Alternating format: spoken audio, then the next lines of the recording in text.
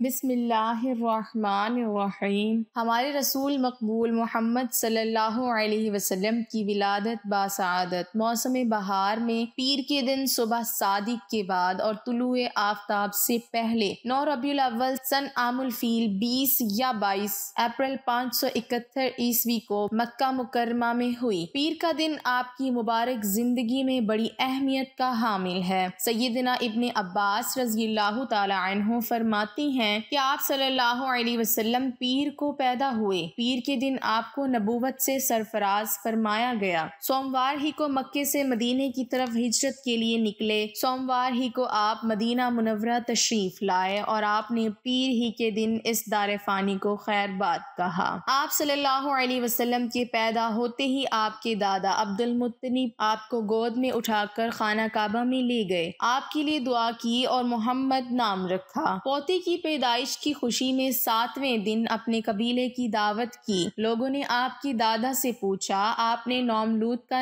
نام دوسرے لوگوں کے ناموں جیسا کیوں نہیں رکھا؟ انہوں نے جواب دیا، میں چاہتا ہوں میرے پوتے پر اسلام کا اثر پڑے اور میرا پوتا تعریف و توصیف حاصل کرے۔ آپ کی والدہ سیدہ آمنہ نے آپ کا نام احمد رکھا۔ آپ کی والدہ کا نام سیدہ آمنہ تھا۔ سیدہ آمنہ کے والد وہب بن عبد المناف بن زہرہ بن کلاب تھے۔ آپ اسماعیل علیہ السلام کی اولاد میں سے ہیں۔ ہاشم آپ کے پردادا تھے۔ بہت دولت مند ہونے کے ساتھ ساتھ سخاوت، مروت اور احسان میں بھی بے مثال تھے۔ ہاشم کہلانے کی وجہ یہ تھی کہ ان کے عہد میں ایک مرتبہ مکہ مکرمہ میں قحط پڑ گیا۔ یہ فلسطین گئے اور اونٹوں پر آٹے کی بہت سی بوریاں لاد لائے، بہت سے اونٹ ذبح کیے، ان کا شوربہ تیار کیا، روٹیاں پکوائیں، ان روٹیوں کو شوربے میں بھگو کر اہل شہر کو کھلاتے رہے۔ عرب اس کھانے کو حشیم کہتے ہیں۔ یہ سلسلہ ایک مدت تک جاری رہا، اسی وجہ سے ان کا نام ہاشم پڑ گیا۔ وہ حاجیوں کی خدمت اور مہمان نوازی میں بھی بڑھ چڑھ کر حصہ لیتے تھے۔ اسی سخاوت اور فیاضی سے ہاشم کا نام پورے عرب میں مشہور ہو گیا۔ ذاتی اثر و رسوخ اور وجاہت کی وجہ سے ان کے دوسرے ممالک کے درباروں میں بھی رسائی تھی۔ انہوں نے ہی قریش میں سب سے پہلے یہ دستور جاری کیا کہ سال میں 2 مرتبہ تجارتی قافلے روانہ ہوا کریں، موسم گرما میں شام کی طرف اور موسم سرما میں یمن کی طرف۔ چنانچہ اسی دستور کے مطابق دونوں موسموں میں قافلے روانہ ہوتے تھے۔ سورۃ القریش میں اللہ تعالیٰ نے قریش کو یہی انعام یاد دلایا ہے، کیونکہ قریش اللہ کی رحمت سے موسم سرما و گرما کے عادی ہو گئے۔ ان کی سمجھ میں یہ بات آ گئی کہ اس نعمت کے شکریہ میں اللہ کی عبادت کرنا چاہیے جو اس گھر کا مالک ہے، اور اس نے انہیں بھوک میں کھانا دیا اور خوف سے امن بخشا۔ نجاشی شاہ حبش ہاشم کی بے حد خاطر مدارت کرتا اور تحفے تحائف بھی پیش کرتا۔ کیسر روم بھی ان سے بہت مہربانی سے پیش آتا تھا۔ ہاشم نے یمن اور روم کی حکومت سے قریش کی تجارتی قافلے کی حفاظت کا حکم حاصل کیا، اور یہ ان کی اعلیٰ تدبیر کا نتیجہ تھا کہ تمام راستے قریش کے تجارتی قافلوں کے لیے محفوظ ہو گئے۔ اس طرح مکہ مکرمہ بین الاقوامی تجارت کا مرکز بن گیا۔ اس سے خانہ کعبہ کی زیارت اور فریضہ حج عام ہو گئے اور مکی زبان بھی ملک کے چاروں طرف سمجھی جانے لگی۔ ان قریشی قافلوں اور سالانہ میلوں کی وجہ سے جزیرہ نما عرب میں ایک معاشی مرکز پیدا ہو گیا۔ ان سالانہ میلوں میں قریش کو سرمایہ دارانہ تجارت اور قافلوں کی حفاظت کے سلسلے میں بہت اہمیت حاصل تھی۔ اس طرح مکہ مکرمہ تجارتی مرکز بنا، جس نے سیاسی مرکزیت کا راستہ کھولا جو اسلام کا کارنامہ بننے والا تھا۔ 197 عیسوی کے چند ماہ بعد ہاشم کی بیوی سلمہ بنت عمر کے ہاں مدینہ منورہ میں شیبہ یعنی عبد المطلب پیدا ہوئے۔ بچے کے سر میں کچھ بال سفید تھے، اس لیے ان کا نام شیبہ رکھا گیا۔ شیبہ کا مطلب ہے بوڑھا۔ ہاشم کی وفات کے بعد ذمہ داریاں ان کے بھائی مطلب نے سنبھال لی تھیں۔ انہوں نے یمن اور حبشہ کے درباروں میں اپنی قوم کی نمائندگی بھی کی۔ ان کی ملکیت میں ایک قدرتی چشمہ بھی تھا۔ ایک دن خواب میں انہیں اشارہ ملا کہ فلاں جگہ کھود کر غائب شدہ زمزم کا کنواں برآمد کریں۔ کھودتے وقت اس سے انہیں دفن شدہ خزانہ بھی ملا جو کعبے کی چڑھاووں پر مشتمل تھا۔ عبد المطلب کو زمزم کی ملکیت کے لیے بہت دشواریاں پیش آئیں، مگر اہل شہر امن پسند تھے۔ انہوں نے طے کیا کیا کہ کسی غیر جانبدار حاکم سے ان کا فیصلہ کرا لیا جائے۔ عبد المطلب نے یہ بات مان لی، لیکن پریشان بھی تھے، اس لیے منت مانی کہ اگر اللہ نے مجھے 10 بیٹے دیے اور وہ بلوغت کو پہنچے تو میں ان میں سے ایک کو کعبے میں جا کر اللہ کے لیے قربان کر دوں گا۔ جب 10واں بیٹا بھی بلوغت کو پہنچ گیا تو عبد المطلب کو منت یاد آئی۔ انہوں نے بیٹوں کے درمیان قرعہ ڈالا تاکہ جس کا نام نکلے اسے قربان کر دیں۔ قرعہ نبی اکرم صلی اللہ علیہ وسلم کے والد عبداللہ کے نام نکلا۔ عبد المطلب کا ارادہ دیکھ کر رشتہ داروں اور دوستوں نے دخل اندازی کی اور انہیں مشورہ دیا کہ وہ کسی خاتون عرافہ کے پاس جا کر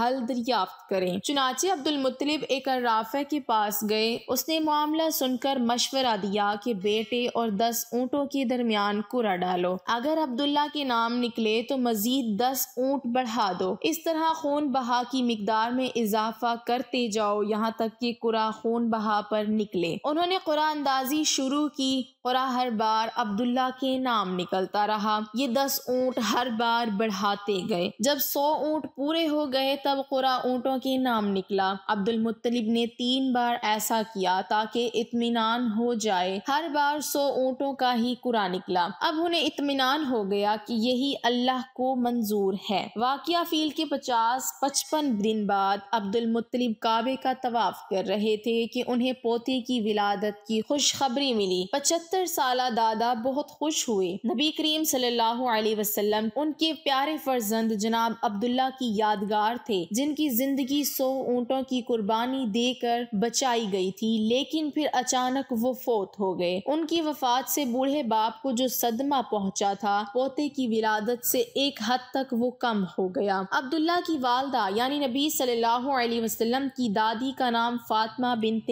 عمر تھا۔ عبداللہ کے 2 سگے بھائی زبیر اور ابو طالب تھے۔ بی بی آمنہ سے نکاح کے بعد عبداللہ نے رواج کے مطابق 3 دن تک سسرال میں قیام فرمایا۔ اس کے بعد تجارت کی غرض سے شام چلے گئے۔ واپسی پر یثرب یعنی مدینہ منورہ میں ٹھہرے تاکہ اپنے والد کے حکم کے مطابق کھجوروں کا سودا کریں۔ مدینہ منورہ ہی میں قیام کے دوران وہ بیمار ہو گئے۔ آپ رضی اللہ تعالی عنہ کی بیماری کی خبر مکے پہنچی تو عبد المطلب نے فوراً اپنے بڑے بیٹے حارث کو عبداللہ کی خبر گیری کے لیے مدینہ منورہ روانہ کیا۔ حارث مدینہ پہنچے تو معلوم ہوا 1 ماہ بیمار رہنے کے بعد حضرت عبداللہ انتقال کر گئے ہیں۔ انتقال کے وقت انہوں نے 5 اونٹ، چند بکریاں اور ایک باندھی چھوڑی جس کی کنیت ایمن اور نام برکت تھا۔ عبداللہ کا انتقال اپنے پیغمبر بیٹے کی ولادت سے چند ماہ پہلے ہی ہو گیا تھا، گویا آپ صلی اللہ علیہ وسلم شکم مادر ہی میں یتیم ہو گئے تھے۔ آپ صلی اللہ علیہ وسلم کی والدہ سیدہ آمنہ طہارت نفس، شرافت، عزت، عفت، عصمت اور پاک بازی میں بے مثال تھیں۔ اپنی قوم میں سید النساء کے لقب سے مشہور تھیں۔ ددیال اور ننیھال دونوں کے اعتبار سے آپ عرب کے بہترین قبیلے اور بہترین قوم میں سے تھیں۔